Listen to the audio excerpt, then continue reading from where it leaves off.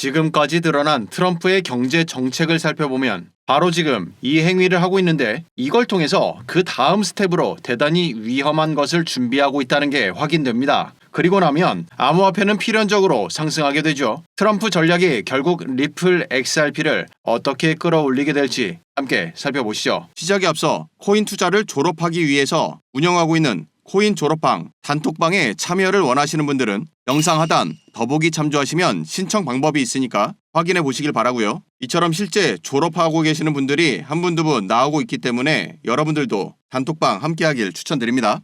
이 남자는 아서 헤이즈, 비트맥스 거래소, 그리고 USDT, 테더죠. 이 거대한 두 가지 시스템의 창업자로 잘 알려진 암호화폐 업계의 거물 중 거물입니다. 아서 헤이즈는 그의 통찰을 꾸준하게 글로 적어 전 세계에 공유하고 있는데요. 금주 올라온 게시물은 작정하고 트럼프 대통령의 경제 전략과 향후 움직임에 대해서 기고합니다. 연준의 제롬 파월, 재무부의 스콧 베슨트, 그리고 트럼프의 경제 전략이 서로 얽힌 복잡한 관계를 기반으로 트럼프의 금융 전략, 연준의 움직임, 국가 부채 조작이 암호화폐 투자자들에게 어떤 의미를 갖는지를 다루고 있습니다. 도널드 트럼프, 상상도 못할 자산 규모의 부동산 재벌로 알려져 있죠. 그는 부동산 개발업자 출신입니다. 지금의 부를 잃은 배경에는 저금리와 공격적인 대출 전략이 있었죠. 여기서부터 오늘의 이야기가 시작됩니다. 인플레이션을 억제하는 역할은 본래 연준입니다. 인플레이션은 보통 경기 과열 상황에 발생하죠. 그런데 지금은 경기 침체를 막아야만 하는 모순적인 상황이라는 것이 문제인 겁니다. 따라서 부채 상환 비용이 너무 높아지면 결국 파월은 금리를 인하하고 다시 돈을 찍어낼 수밖에 없다는 겁니다. 금리를 낮추면 통화 공급량이 올라가게 되는데 이미 통화 공급량은 과도함을 넘어선 지 오래입니다. 그럼 지금 단계에서 공급을 멈추고 내실을 끌어올려야 하지만 트럼프는 그럴 생각이 없다는 거예요. 경제 부흥을 빌미로 돈 찍어내기를 가속화하도록 연준을 압박하는 겁니다. 지금 관세 전쟁이며 러시아나 북한 편들기 등 세계적인 혼란을 야기하여 경제 위기를 부추기고 이를 통해 결국 금리를 낮춰 다시금 경제 성장을 도모하는 것이 큰 그림이라는 건데요. 이것을 차트로 살펴보면 가장 최근 경제 위기가 발생했었던 것은 바로 코로나였고 그때는 모든 자산이 폭락했었죠. 그것은 비트코인도 예외가 아니었습니다. 코로나가 발발한 2020년 2월 말 기준 불과 한 달 만에 64% 폭락했던 기록적인 사건이었습니다. 그럼 트럼프의 전략과 같이 이번에도 만약에 이와 같은 대폭락이 나오면 암호화폐 시즌이 완전히 끝나는 것 아니냐라고 걱정할 수도 있겠지만 자산시장은 이와 같은 빠른 하락이 있으면 반등의 힘을 가지고 더 크게 상승하는 경향이 있죠. 코로나 때도 예외는 아니었습니다. 바로 이때 이후로 바닥 다지기에 성공했다고 보고 비트코인 가격은 폭등하기 시작했었는데요.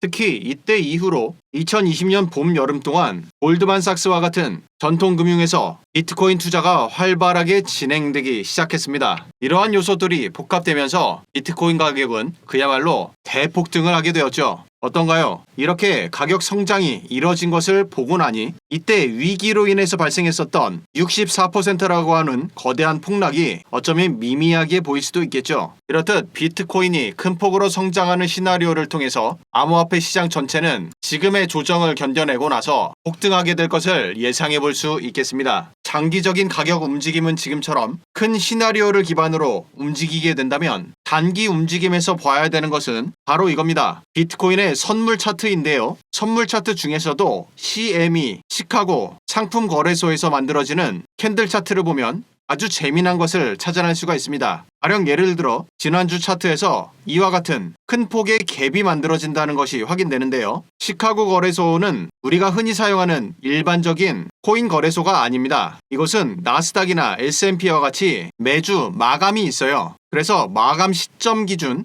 가격과 다음 주 개장 시간 가격 간에 이렇듯 종종 이격이 발생합니다. 발생한 이격은 보통 이와 같이 다시금 빈 공간을 메꾸기 위한 움직임이 나올 때가 많습니다. 이때는 큰 폭으로 상승하며 갭 차이가 발생했었기 때문에 주간 거래를 통해서 가격이 내려가면서 갭을 메꾸는 것을 볼 수가 있고 반면 이번에는 갭 하락이 발생했죠. 그렇기 때문에 단기적으로 가격이 다시금 상승하여 주말간 쏟아내렸었던 이 갭을 다시 채우기 위한 움직임을 보일 가능성이 높다고 판단할 수 있습니다. 현재 비트코인 가격은 리플과 굉장히 유사한 가격으로 움직이고 있죠. 위쪽이 비트코인, 그리고 아래쪽이 리플 XRP 토큰의 가격 움직임입니다. 하락 이후 반등, 그리고 다시 한 번 더 하락, 그리고 오늘부터 다시 한 번 더 반등하는 모습이 보이죠. 리플도 마찬가지죠. 하락 이후 반등, 다시 하락, 그리고 이번 주 월요일부터 다시 가격을 회복해 나가는 모습입니다. 최근 리플은 글로벌 탑티어로 등극하면서 거래량이 비트코인보다도 오히려 월등히 앞서고 있죠. 시장을 주도하고 있는 것이 리플이라는 반증인데요. 이럴 때 중요한 것은 거래량을 여러분들이 제대로 해석할 줄 아는 능력이겠죠. 어렵게만 느껴지는 거래량 분석을 지금의 이 지표를 통해 굉장히 수월하게 확인할 수가 있습니다. 이 지표는 미국과 유럽 글로벌 자본시장에서 유동성이 높은 선물 시장에 적용하기 위해 개발된 지표로 실제 기관 투자자들이 초단타 매매를 할 때 사용하는 지표로 유명합니다. 그것을 우리 한국 시장에서도 사용할 수 있도록 가져온 것이 바로 이 기관 거래량 지표인데요. 내용을 살펴보도록 하죠. 지표를 적용하면 이처럼 가격 움직임에 따라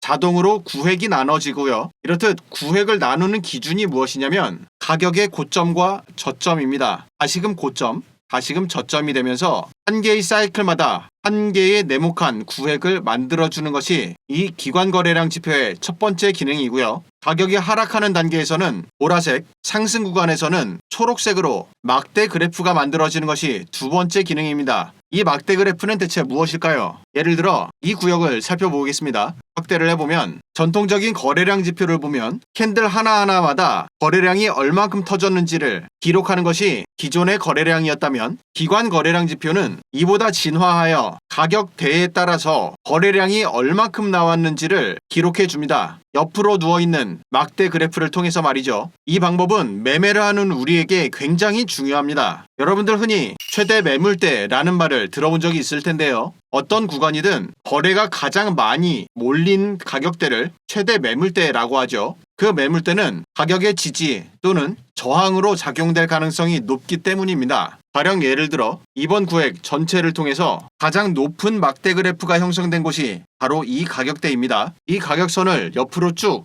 길게 늘려서 선을 그어주고 그 선을 따라가게 되면 지금 만들어지고 있는 이 구간에서 정확히 저항이 발생하고 가격이 하락하게 된다는 걸 볼 수가 있죠. 또 이때도 마찬가지였어요. 거래량이 최대치로 몰렸던 이 구간에 대해서 차트는 계속해서 지지가 만들어지고 결국 가격이 상승하게 됩니다. 기관 거래량 지표는 이렇게 최대 매물대를 자동으로 그려주기 때문에 기관 트레이더들이 쉽게 매매를 할 수 있게 도와주는 지표인데요. 이 지표를 이젠 여러분들 차트에서도 직접 사용할 수 있도록 제공해 드리고 있습니다. 이 지표는 신청하신 분들께 무료로 제공해 드리는데요. 신청하는 방법은 지금 보고 계시는 영상을 밑으로 쭉 내려보면 댓글창의 첫 번째에 보시면 카카오톡 링크가 있습니다. 이 링크를 클릭하면 카카오톡 대화창이 나오게 되고요. 이 대화창 안에 숫자 6번과 기관 거래량이라고 메시지 남겨주시면 한 분 한 분 안내해 드립니다. 신청하신 분들께는 이렇게 지표에 소스 코드가 담긴 텍스트 파일을 제공해 드리고 있고요. 받으시면 전체 선택, 복사한 다음 차트 맨 밑에 보면 파일 에디터라고 있죠. 이것을 클릭해주면 하단에 공터가 나오죠. 이 공터에 방금 복사한 것을 전체 붙여넣기 합니다. 그리고 마지막으로 우측에 보면 차트에 넣기라고 있죠. 이걸 클릭하면 오늘 살펴봤던 기관 거래량 지표를 여러분 차트에서도 정상적으로 적용됐다는 걸 확인할 수가 있고요. 이것은 소스 코드 그 자체를 갖고 있는 것이기 때문에 평생 무료로 이 지표를 사용할 수 있다는 겁니다. 세력들이 다른 건 속여도 거래량은 속일 수 없다는 이야기 많이 들어보셨을 텐데요. 그것을 바로 이 지표를 통해 구분해낼 수가 있는 겁니다. 앞으로 여러분들도 보다 수월하게 마치 기관들이 하듯 쉬운 매매를 도와주는 기관 거래량 지표를 여러분들 차트에 직접 적용해서 매매 실력을 키워보시길 바랍니다. 오늘 영상 여기서 마치도록 하죠. 시청해주셔서 고맙습니다.